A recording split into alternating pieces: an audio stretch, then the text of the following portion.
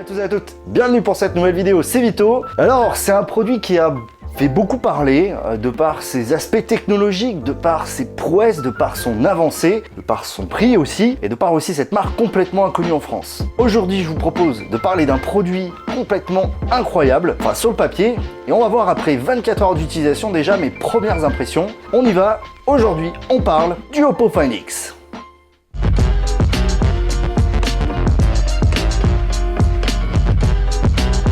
Alors pour certains, Oppo, vous ne connaissez pas, tout simplement parce que c'est une marque qui en France a déjà essayé d'arriver, mais mal. Cette année, ils ont décidé de revenir et avec force, avec perte et fracas. Pour une petite remise en contexte, Oppo fait partie du groupe BBK, qui inclut aussi Vivo, OnePlus et Realme. Il y a du monde derrière, c'est un des premiers constructeurs mondiaux en termes de smartphones, donc il y a du potentiel. Alors la dernière fois qu'Oppo a sorti un vrai flagship, un téléphone en avance sur son temps, c'était à l'époque du Find 7. C'était en 2013-2014, à l'époque même où OnePlus débarquait avec le OnePlus One. 4 ans plus tard, 5 ans presque plus tard, Oppo se lance et veut révolutionner le marché avec le Oppo Find X. Alors le Oppo Find X, avant d'être justement le flagship et même le plus que flagship de chez Oppo, eh bien c'est un smartphone qui a une proposition très intéressante pour 2018. Rappelons que les Find ne sont pas destinés à être des nouveaux smartphones annuels, mais bien sur des périodes beaucoup plus longues qui s'étalent de 2 à 4 ans. Autrement dit, vous ne verrez pas un Find X2 ou un nouveau Find avant un certain temps. Donc il va falloir faire avec ce produit. Mais alors, est-il vraiment en avance? Eh bien après 24 heures, je vous propose un petit peu ce retour. Et on va commencer forcément par le design. Ouais, il tabasse. Franchement, il tabasse. C'est vraiment un produit assez dingue en termes de finition. L'écran incurvé, alors je suis pas fan des écrans incurvés, vous le savez, j'ai eu le S9 Plus, c'était pas quelque chose que j'appréciais vraiment, et c'est encore le cas aujourd'hui sur le Find X. La prise en main fait qu'on a des tranches très très fines, et finalement assez particulières.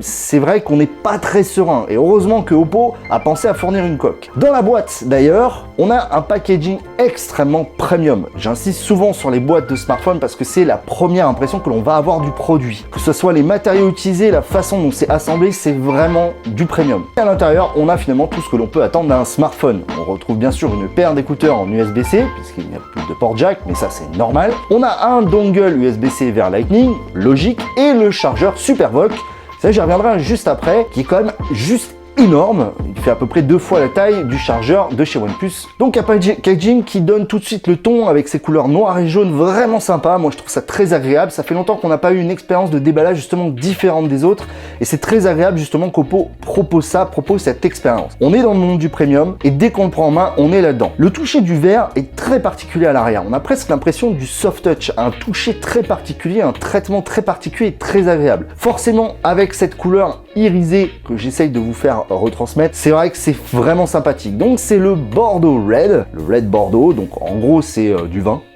parce que Bordeaux c'est du vin,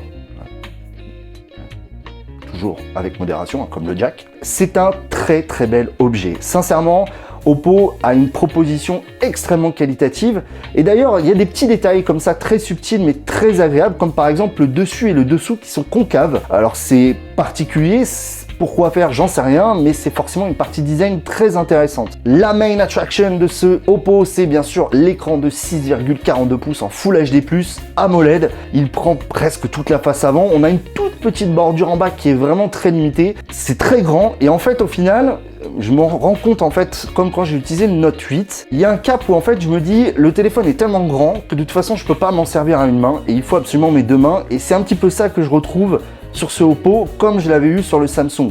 C'est vraiment, on a envie de s'en servir à une main. C'est vraiment l'impression que j'ai. L'aspect fragilité est pas présent, enfin en tous les cas c'est fragile, mais un petit peu comme le Samsung, il peut s'utiliser vraiment comme ça au quotidien, surtout que quand vous l'achetez, vous avez le Oppo Care gratuit, le Oppo Care, parce que sinon ça fait Oppo Care.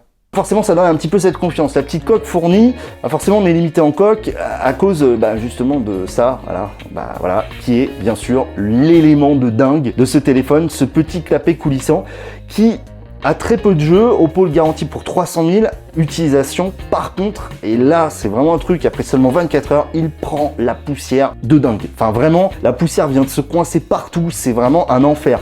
Donc pour ceux qui sont maniaques un petit peu comme moi, aïe aïe aïe aïe. Au niveau de l'expérience utilisateur, au niveau de l'OS, on est sur ColorOS 5.1, Android 8.1, page de sécurité d'août, c'est plutôt correct dans l'ensemble.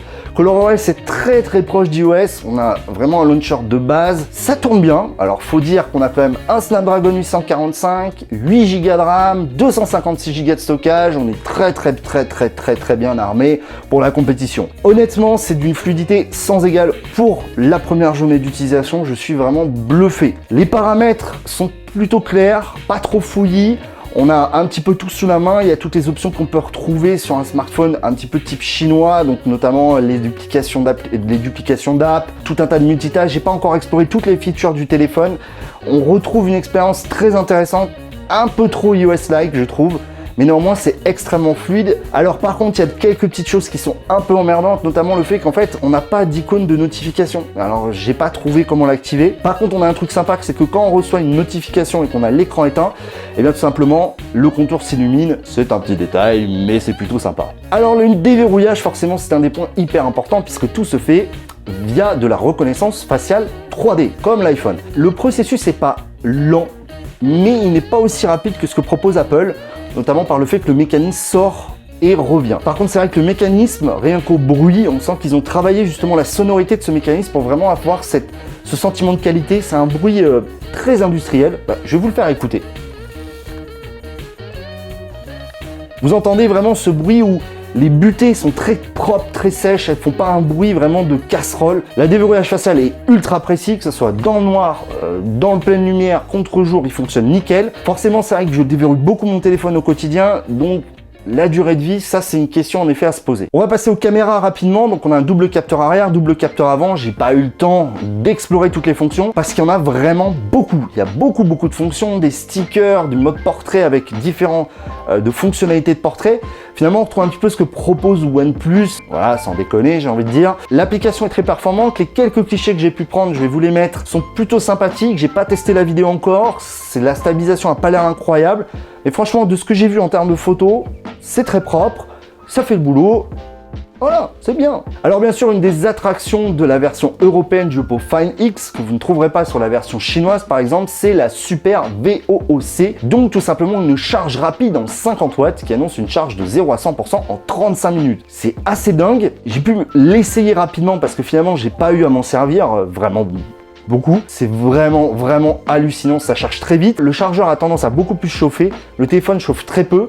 C'est une des propriétés de la VOOC. Si vous avez la Dash chez OnePlus, c'est à peu près le même principe. Au niveau de l'autonomie, on a une batterie de 3400 mAh. Donc l'autonomie pour la première journée d'utilisation est plutôt intéressante. Il va falloir voir plus dans le temps. Par contre, c'est dommage, les paramètres batterie sont très pauvres, on n'a pas de screen on time ni rien, les applications de batterie ont du mal à fonctionner. Niveau screen on time, ça va être un petit peu compliqué de vous donner un retour, ce sera plus un ressenti en termes d'autonomie, dommage. Au niveau de la connectivité et des autres petits détails, je suis bluffé de la connectivité et de l'accroche réseau. On a toutes les bandes de fréquences françaises, même la 28, il accroche vraiment très bien le réseau 4G, ça c'est vraiment bluffant. J'ai été vraiment surpris, le Wi-Fi aussi, on est vraiment sur des fonctions, enfin, il est performant quoi. Au niveau de l'audio, j'ai pas encore testé les écouteurs. D'ailleurs, je vais recevoir aussi les Oppo Buds, enfin je sais plus comment ils s'appellent, les écouteurs sans fil de chez Oppo. Bon, 24 heures après, qu'est-ce que je pense du Oppo Find X? Surtout à 999 €, ce qui est quand même pas un tarif très abordable, on le place au niveau des notes, etc. En fait, plus que le produit, c'est vraiment l'aspect proposition technologique qu'Oppo a voulu faire, qui est vraiment très intéressante. Je trouve justement que c'est un risque énorme d'arriver dans des marchés où Oppo n'est absolument pas implanté et de proposer justement quelque chose qui sort de l'ordinaire. J'ai toujours des inquiétudes justement sur la durée de vie du mécanisme. Je vous avoue que je ne vais pas faire forcément des crash tests sur ce mécanisme, hein, mais plus sérieusement, cet écran est vraiment impressionnant. Même si c'est que du Full HD, ben finalement, j'en reviens toujours à la même chose, le Full HD suffit largement.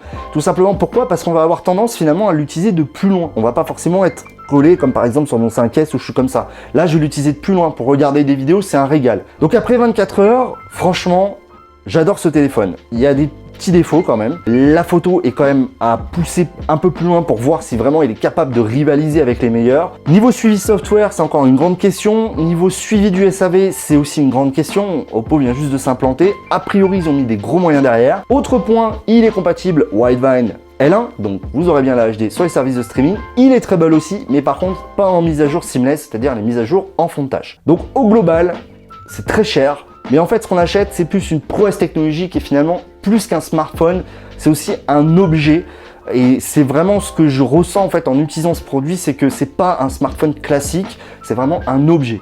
Maintenant, je vous donnerai mes impressions et mon avis plus détaillé, plus final, dans un peu plus de temps. Mais voilà mon ressenti et cette petite présentation après 24 heures. Pour l'instant, je l'apprécie vraiment énormément. Cet écran est juste dingue et voilà, je voulais vous le partager. Voilà, dites-moi dans les commentaires. Bien sûr, je sais, vous allez me dire c'est très cher, mais dites-moi dans les commentaires ce que vous pensez de ce Oppo Find X et justement de cette technologie. Je suis toujours curieux d'avoir vos retours. N'hésitez pas, allez-y dans la zone des commentaires. Dites-moi ce que vous en pensez. Tous les liens seront dans la description pour me soutenir. Le Utip sera activé très rapidement. Moi, je vous dis à très vite. Tac, tchac, les amis. Et puis maintenant, je m'en vais. Je vais aller faire la manche parce qu'il va falloir un petit peu d'argent. 999 euros. 999 euros.